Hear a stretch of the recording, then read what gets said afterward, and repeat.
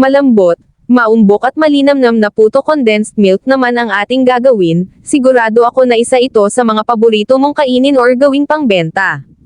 Maumbok ito kahit hindi mo na kailangan maglagay ng baking powder dito. First step na gagawin natin dito ay separate muna natin ang wet ingredients sa dry ingredients. Maglagay lang tayo ng isang large-sized na itlog sa ating bowl, batihin natin ito saka mag-add ng tubig at asukal, whisk natin ito hanggat sa ma-dissolve ito, then isunod naman natin ang condensed milk. Instead of powdered milk or evaporated milk, condensed milk ang ating gagamitin dito. Saka maglagay naman tayo ng vegetable oil at vanilla extract. Whisk lang natin ito hanggat sa ma-fully dissolved na. Usually kapag gumagawa ako ng puto cheese, siniseparate ko talaga ang wet sa dry ingredients para hindi natin ma-overmix ang ating mixture.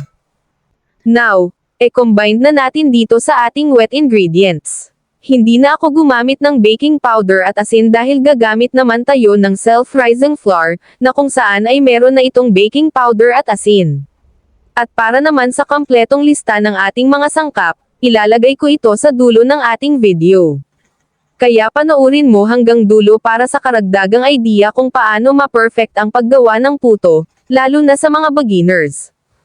Para hindi mapalpak ang inyong ginagawang puto, always remember na sa bawat flour na gagamitin ay iba-iba ang water absorption nito, kaya once makita nyo na malapot pa ito you can add little by little amount ng tubig hanggat sa makuha na ang tamang consistency. Once inaangat mo ang batter pataas at makita mo na hindi napuputol ang batter it means perfect consistency na ang mixture. Para mawala ang mga lumps sa ating batter, at maging smooth ang outcome nito after cooking, mas prefer ko ito salain right after mixing. Now, ilipat ko lang ito sa isang squeeze bottle ang ating mixture, para mas lalo mapabilis ang paglagay sa bawat molder. Isa talaga ito sa the best gawin lalo na kung maramihan ang iyong gagawin, less time and effort. At dahil may oil na ang ating mixture no need na magpahid sa bawat molder. So dito, dapat naka-ready na ang steamer, once kumulo na ang tubig adjust na natin ang stove sa medium to lower settings. Dapat ang takip ng ating steamer ay nakabalot ito ng tela para maiwasan ang pag-drip ng tubig sa ating puto. Steam natin ito ng 10 minutes. Then, after 10 minutes remove lang ang takip at lagyan ng cheese as toppings. Kung hindi mabilis matunaw ang cheese na gagamitin, pwede nyo ito isabay sa pag-steam, pero kung mabilis lang naman ito mag-melt, ilagay na ito after 10 minutes, then kung gusto mo naman na flat ang top ng puto, adjust lang ang stove sa lower settings, at kung nakangiti naman iset ito sa high settings.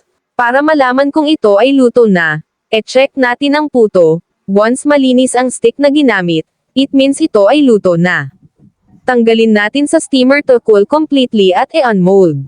And now it's done. Ang ating malambot, malinamnam, mambak na puto condensed cheese. Sa ating recipe na ito nakagawa tayo ng 40 pieces na medium-sized puto molder. Thank you for watching, at sanay nakatulong sa inyo ang ating video for today. At kung hindi ka pa makasubscribe at follow sa ating page at channel, please click follow and subscribe button for more easy recipes.